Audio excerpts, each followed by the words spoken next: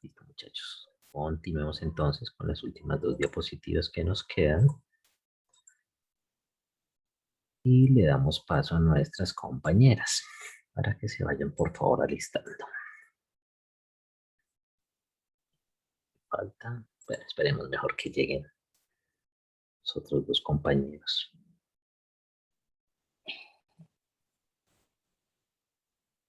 Buenas noches, profe. Hola Shirley, ¿cómo estás? Bien. ¿Preparada? Sí, señor. Muy bien, sí. Ya terminamos estas dos diapositivas y les doy paso para que procedan con su presentación.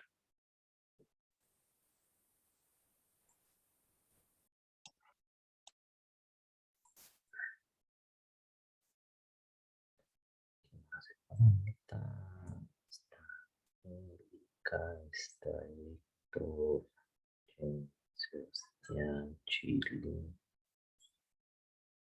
Sofía. Nos faltan ahí y ya.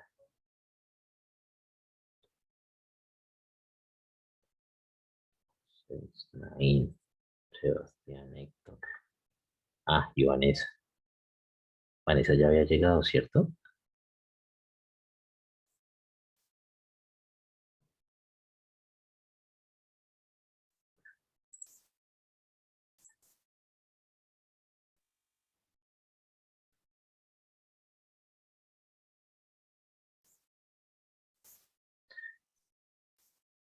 Bueno,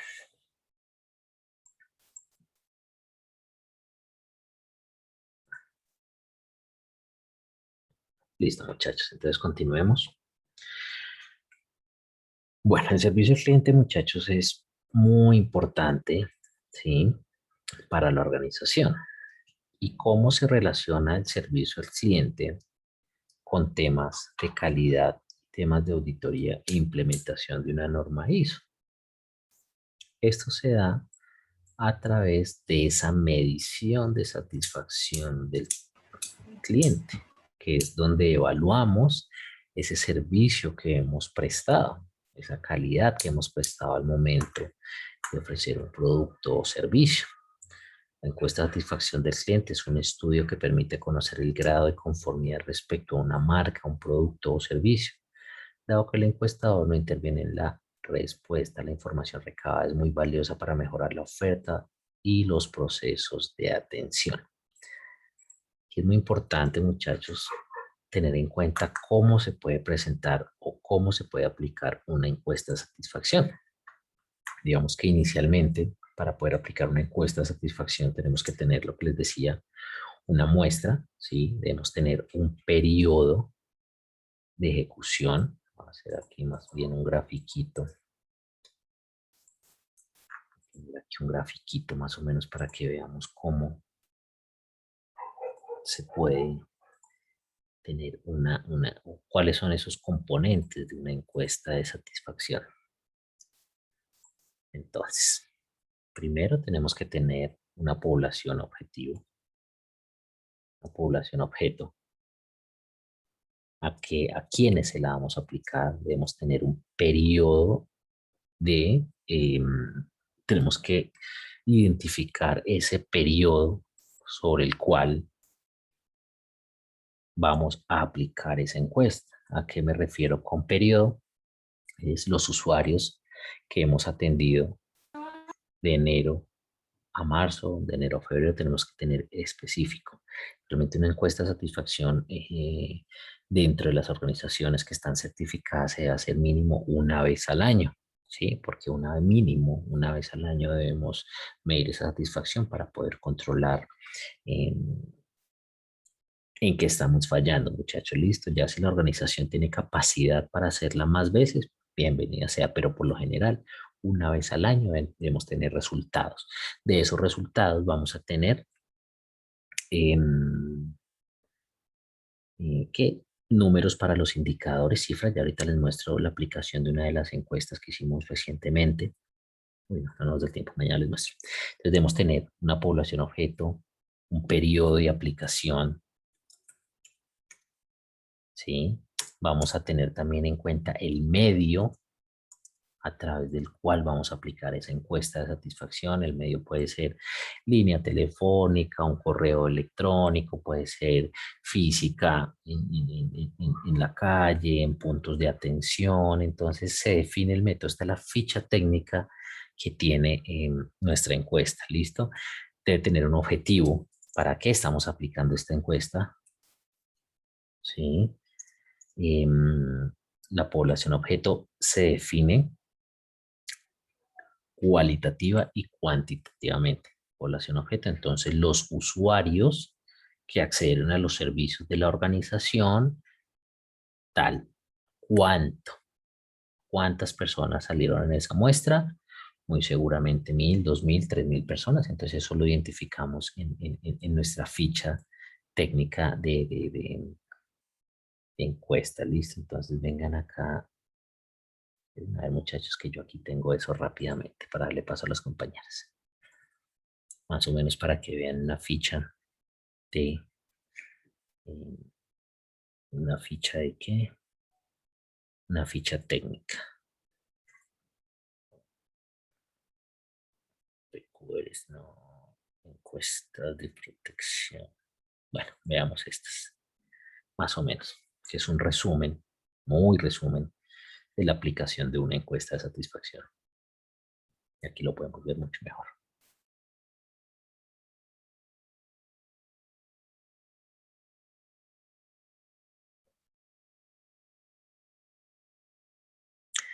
También tenemos que tener una estructura de nuestra encuesta. ¿Cuántas preguntas vamos a aplicar? Por lo general, en una encuesta se recomienda que no sean más de 5 preguntas, porque pues realmente eso para el usuario puede ser un poco como tedioso. Entonces, miren, en la ficha técnica tenemos el universo de estudio, usuarios que que accedieron a nuestros servicios en este caso, la unidad de selección. Digamos que en este caso, como tenemos varios puntos, entonces podemos definir en el caso, digamos, de nuestra agencia de viajes, vamos a decir, los usuarios que compraron,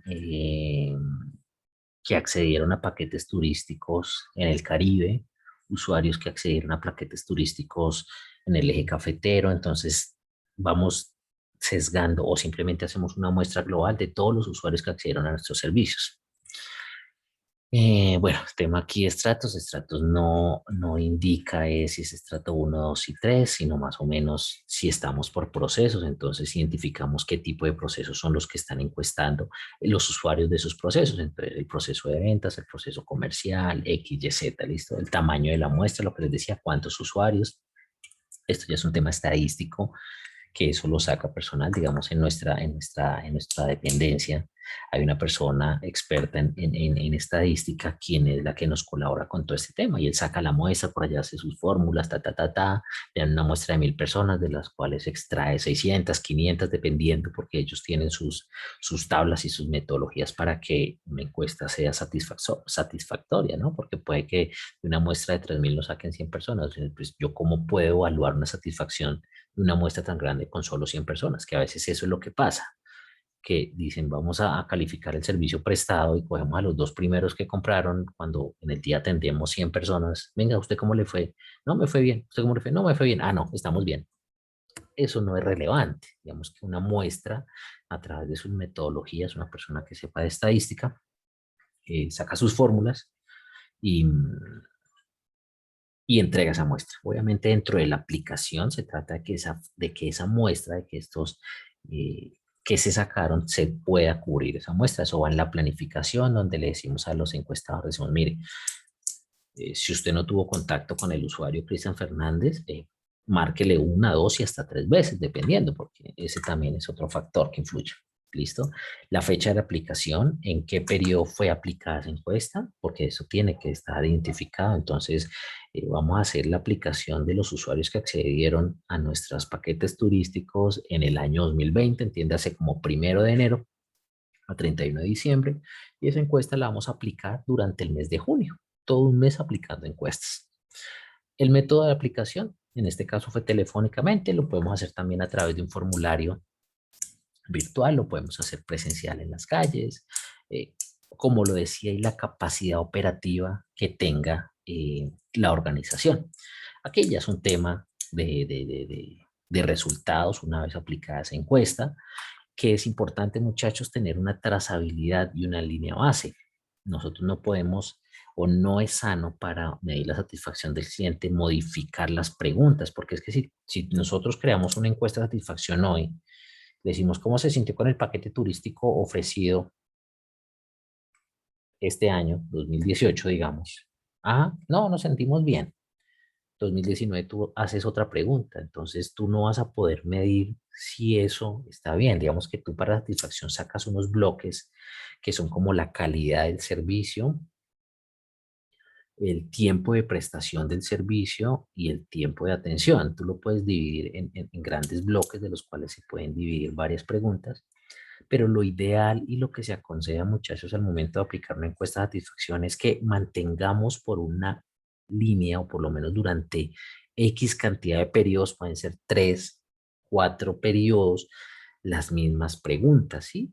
Porque esto nos da información. Miren, digamos, esta pregunta, muchachos, bien establecida desde muchos años atrás. Entonces, mire, aquí podemos ver que aquí esto tiene un 61, para el 2019 subió al 77 y para el 2020 subió al 84%. ¿Ven? Entonces, eso nos da una línea para poder mejorar y poder tener un récord, un estadístico muy asociado al histograma que veíamos con una compañera, miren acá, de decir, mire, cómo está nuestra variación de un periodo a otro. ¿Listo? Entonces, eso en temas de encuesta de satisfacción, muchachos, importante. ¿Y para qué nos sirve? Aplicamos una encuesta de satisfacción que nos va a dar resultados para muy seguramente alimentar un indicador. Seguramente las organizaciones que miden o que están certificadas tienen que tener un indicador en temas de satisfacción, aunque para la satisfacción uno no debería tener niveles permisibles de error. Es imposible, ¿sí? Pero pues obviamente no vamos a decir, no, es que dentro de nuestra meta, de nuestro indicador, vamos a tener un margen del 70%. No, muchachos, porque ustedes creen que si una organización tiene un margen o una meta en temas de satisfacción del 70% es buena. ¿Qué piensan ustedes? Depende la meta que se pongan y qué tan mal estén, que no pueden saltar, por ejemplo, si están en un 30% de satisfacción a pasar a un 70% de una, es súper alto, pero Sí, pues pero recuerdan sería ahí, conformista, ¿no? exacto, recuerdan ahí que digamos que en temas de satisfacción tú tienes que tener plenamente contento a tu cliente y llenar esas expectativas. Digamos que efectivamente los rangos en temas de indicador de satisfacción, la variación debe ser mínima. Nos debemos mantener sobre un 90% de satisfacción porque eso conduce a que nuestra organización tenga reconocimiento, tenga ventas, tenga recomendación. Entonces, lo ideal, muchachos, es que en temas de indicadores de satisfacción siempre lo mantengamos alto, no en un 100%, porque con la primera queja que nos llegue, o con el primer reclamo que nos llegue, no cumplimos, tenemos que disparar una acción de mejora. Entonces, en temas de satisfacción, siempre procurar, muchachos, que la satisfacción sea altica, 90, 95 y mantenernos en esos márgenes, que si nos bajamos de ahí en un periodo, se disparan automáticamente acciones de mejora. Tenemos que disparar automáticamente siguiendo lo establecido en nuestro procedimiento de acciones correctivas, de acciones de mejora, que es uno de los numerales de la norma, para poder mantener ese nivel, esa satisfacción del cliente. ¿Listo, muchachos? Entonces, aplicamos nuestra encuesta de satisfacción, generamos unos resultados, unos indicadores, porque no simplemente generarla y aplicarla y ya, bueno, ¿qué pasó? No, no, no. Esto lo tenemos que llevar a un informe que la alta dirección debe conocer, numeral 4 de la norma, el liderazgo, numeral 5 de la norma, donde nos habla del liderazgo, donde anualmente, cada periodo se le debe presentar estos resultados. Digamos, esto que ustedes vieron acá es el extracto de una presentación de revisión por la dirección, donde se le van a presentar muchos más temas, que esto es un tema obligatorio en temas de auditoría externa, se tiene que hacer esta presentación. Entonces, uno de los puntos es encuesta de satisfacción, resultados de indicadores del periodo, servicio no conforme, informe de PQRs, estado actual de las acciones de mejora, que eso ya lo vamos a ver mañana y pasado mañana cuando comparemos la ISO 9000 con todos estos temas. Entonces, digamos que esto es muy importante, muchachos. ¿Listo? Entonces, aplicamos encuesta de satisfacción para saber cómo estamos trabajando, si nuestros productos y servicios están llenando las expectativas de nuestros clientes, y de no ser así, disparamos acciones de mejora, donde se evalúa la satisfacción en el numeral 9, evaluación de desempeño, 912, satisfacción del cliente. Esto lo tenemos que presentar al momento de una auditoría. Listo, muchachos, pero mañana lo veremos puntualito y volveremos a nuestra presentación inicial para ver cómo se aplica esta norma. ¿Dudas, preguntas, inquietudes, muchachos? No, señor, esto todo totalmente claro. Listo, entonces, ¿quién más? ¿Quién da más?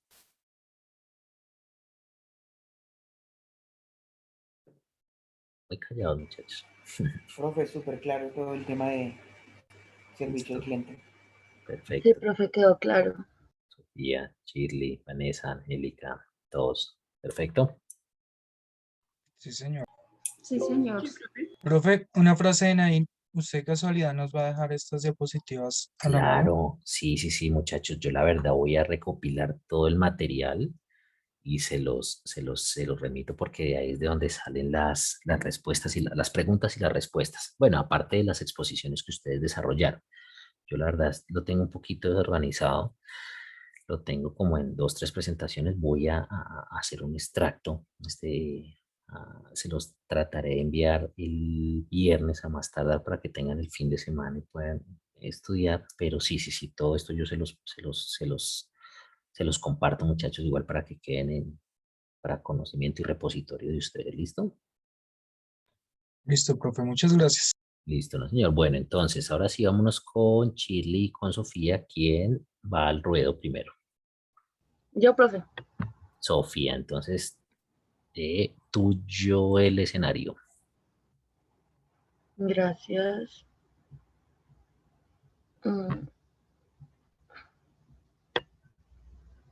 ¿Pueden ver? Si podemos ver. Ah, bueno. Sí, gracias a Dios. Gracias a Dios. Bueno. Bueno, a mí me tocó el diagrama de Pareto. Entonces, vamos a hablar un momentico de qué es el diagrama de Pareto. Entonces, es una representación gráfica de los datos que se obtienen sobre un problema, que puede ayudar a identificar cuáles son los aspectos prioritarios que hay que tratar. También se conoce como el diagrama ABC o el diagrama 2080.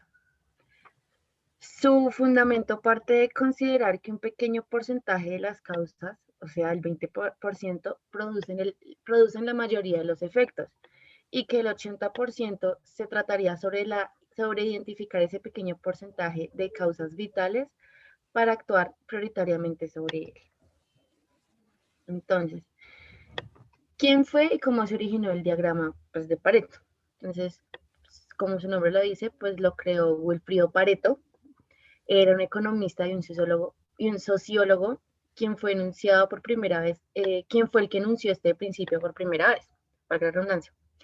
Concluyó que la gente en su sociedad se dividía entre las pocas de muchos y muchos de pocos, siendo la proporción entre los dos grupos del 80-20. En otras palabras, mientras el mayoritario 80% ostenta apenas el 20% de algo, el minoritario 20% ostenta el 80% del mismo algo. Lo que resulta verdaderamente interesante es que esta proporción de 80-20 se ha encontrado en otros campos, como por ejemplo, el 80% de los eventos no deseados de una fiesta se deben a un 20% de las causas presentes. Por supuesto, la mencionada proporción no es un cálculo exacto, pero sí deja claro que la mayor parte de los problemas son creados por pocas causas. ¿Cómo se utiliza? Bueno, pues yo busqué 6 pasos por internet, donde pues los pasos serían: el primero, determinar el problema o el efecto a estudiar, tener muy claro qué es lo que está pasando y cómo vamos a abordar el tema. Segundo, investigar los factores o causas que provocan este problema y cómo recoger los datos referentes a ellos. Tercero, anotar la magnitud, por ejemplo, si van a ser euros, números de efecto, bueno, entre otros, de cada factor. En el caso de los factores cuya magnitud es muy pequeña comparada con la de otros factores, toca incluirlos dentro de la categoría de otros. En el cuarto, dice ordenar los factores de mayor a menor en función de la magnitud de cada uno de ellos. Quinto, calcular la magnitud total del conjunto de factores. Y por último, sexto, calcular el porcentaje total que representa cada factor, así como el porcentaje acumulado. El primero de ellos se acumula como el porcentaje, que es este de acá, en el ejemplo que les estoy... si ven mi mouse, ¿cierto? Díganme que sí. Bueno, espere, porque no me hicieron nada. Bueno, bueno, que es lo que yo entendí, ¿no, profe? El primero de ellos se calcula como el porcentaje, que es la magnitud del factor, que vendría siendo la magnitud del factor, vendría siendo este. Dividido la magnitud total de los factores, o sea, dividido este. Que nos daría el porcentaje total, que vendría siendo este. Y bueno, vale recalcar que estos dos, qué pena rayárselos así, que estos dos se tienen que dividir por 100 porque es el porcentaje acumulado de cada uno de los factores, para que nos dé este. Entonces, ajá. Bueno, los factores del porcentaje acumulado para cada uno de los factores se obtiene sumando los porcentajes. O sea, esperen. Sumando estos dos.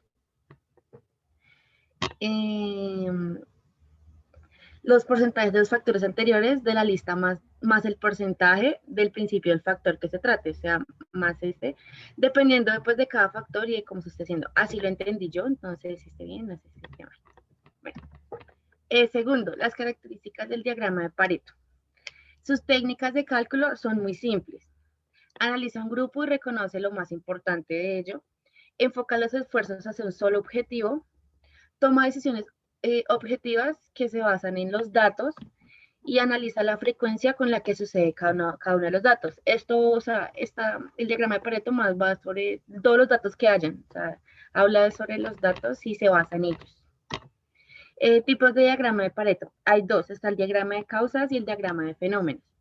El diagrama de causas se emplea para descubrir las causas más relevantes que producen un problema. Entonces dice, este diagrama en el cual se relacionan los resultados indeseables, como lo vamos a presentar a continuación, y se utiliza para averiguar cuál es el problema, el principal problema. Entonces, digamos, en los operarios el principal problema son los turnos o el grupo que hay mucha gente, las edades, digamos que hay personas ya de bastante edad que no pueden, digamos, operar máquinas o gente muy joven y pues sobre todo la experiencia y la destreza que pues el cargo tenga. Segundo, la máquina, los equipos a tratar, las herramientas, las organizaciones y los modelos. O sea, son, digamos que algunos de los problemas en esta área. En las materias primas, el producto, la planta, el lote, la clase, la calidad y todos sus derivados. En este momento, método de operación serían las condiciones en las que lo van a operar, el orden que lo van a hacer, la disposición que tienen y los métodos pues, que tienen para implementarlo.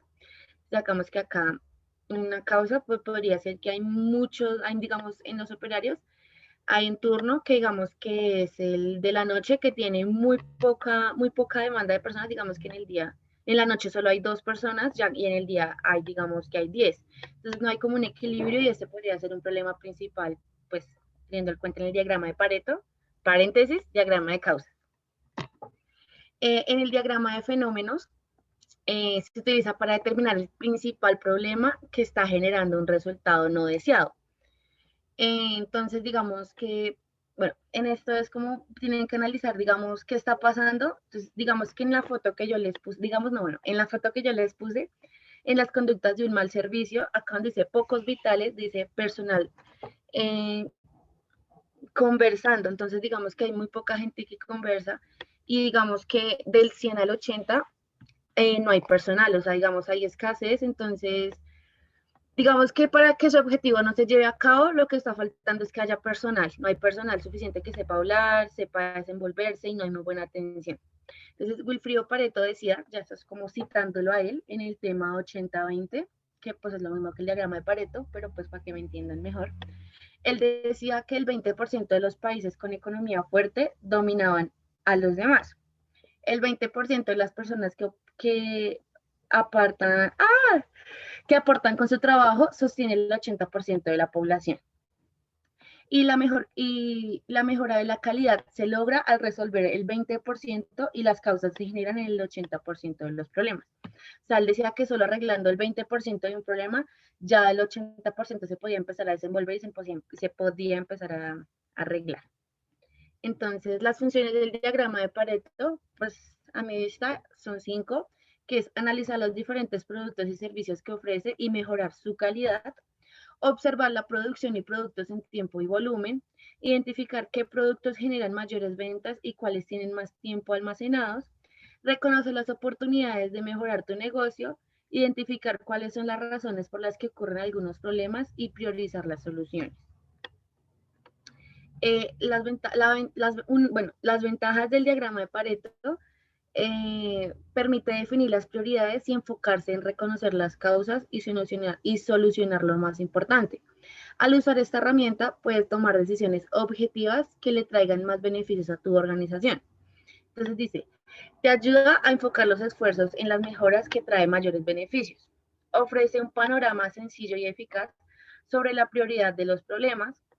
Evita que los problemas se hagan grandes, o sea, como que alcanza a calcularlos para que un problema chiquito no se vuelva no tan grande. Es una herramienta fácil de entender y fomenta las ganas de solucionar los problemas dentro de la organización. Entonces, ya por último, yo busqué un video por internet, traté de buscar un ejercicio que pudiéramos entender todos, incluyéndome, porque casi no he entendido el tema. Entonces, David de la Peña Esteban. Y a continuación, les voy a dejar acá un video, pues no es tan largo ni tan cortico, pues como para que complementemos. Acá nos va a hacer un ejemplo sobre el diagrama de Pareto y nos va a decir cómo funciona. Entonces, ay, bueno, ya. Me dicen si escuchan, por favor. vamos a ver un caso práctico Sí, se de escucha. diagrama de Pareto. Es una representación que trata de identificar cuáles son los aspectos prioritarios que hay que tener en cuenta de una problemática, permitiendo focalizar el esfuerzo hacia lo realmente importante. También se conoce como diagrama ABC, donde el 80% de los problemas son causados por el 20% de los elementos que intervienen en producirlos. El índice que se va a seguir es el siguiente. Primero se verá el enunciado del caso práctico a realizar.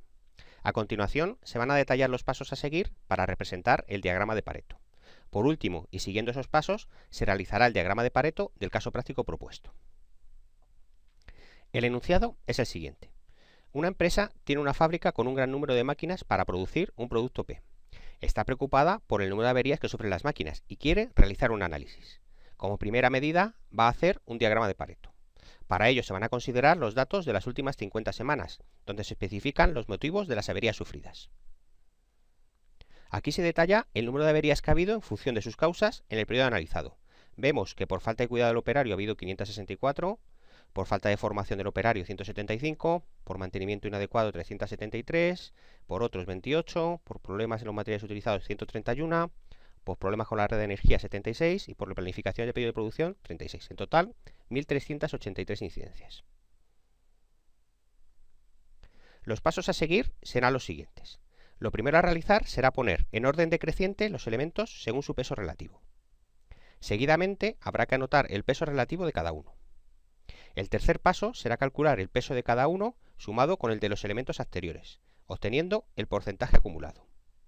A partir de esta información ya se podrá pasar al cuarto paso. Se representará con un histograma los elementos en porcentaje decreciente de izquierda a derecha. Y por último, y sobre el histograma ya realizado, se sobrepone la curva de porcentaje acumulada, también llamada curva ABC. Vamos a resolver el caso práctico planteado. Partimos de los datos de los distintos tipos de averías de las 50 semanas analizadas. Hay que poner en orden decreciente los elementos según su peso relativo. En este caso, la falta de cuidado del operario tiene 564 incidencias, el mantenimiento inadecuado 373, la falta de formación 175, el problema de materiales utilizados 131, los problemas con la red de energía 76, las replanificaciones de pedidos de producción 36 y otros 28. Se va a dar un código a cada causa de avería para luego utilizarlo en el diagrama, que es el que tenéis en esta columna. Ahora se va a calcular el porcentaje con respecto al total de cada causa de avería. Por ejemplo, la falta de cuidado operario son 564 incidencias con respecto a las 1.383, representa el 40,78%. El mantenimiento inadecuado, que son 373, con respecto a 1.383, representa el 26,97%. Y así sucesivamente. A partir de él se va a obtener el porcentaje acumulado. En este caso, en falta de cuidado operario, como es la primera, sigue siendo el mismo porcentaje, 40,78. Para la segunda, mantenimiento inadecuado, será 40,78 más los 26,97, da 67,75. Para la tercera, falta de formación del operario, será 67,75 más el 12,65 y da 80,40. Y así para todos. Siempre es bueno verificar que se llega justo al 100%. A partir de la tabla anterior se tiene la siguiente, donde ya solo se menciona el código de la causa y los porcentajes que están redondeados al más cercano. El diagrama de Pareto saldrá de la composición de dos cosas. Primero, de la columna con el número de incidencias, donde se va a realizar el histograma, y a partir de la columna del tanto por ciento acumulado, que es de donde se va a obtener la curva ABC. Veámoslo en el diagrama. El histograma del número de incidencias, la primera son 564, pues 564 y en este eje lo tenemos. La segunda, 373, pues 373. La tercera, 175. La cuarta, 131. La quinta, 76. La sexta, 36. Y la séptima, 28. Ahora, para la curva ABC, lo que vamos a coger es el tanto por ciento acumulado. El 1 es 41%. Ahora es en este otro eje. El 2 es 68. 68. El 3, el 80%. El 4, el 90%. El 5, el 95%. El 6, el 98%. Y el 7, el 100%. Ahora ya se saben las principales causas y el que entre las tres primeras acumulan el 80% del total. Habría que analizar los motivos de que ocurra eso y tomar las acciones correctoras necesarias. Muchas gracias por vuestra atención.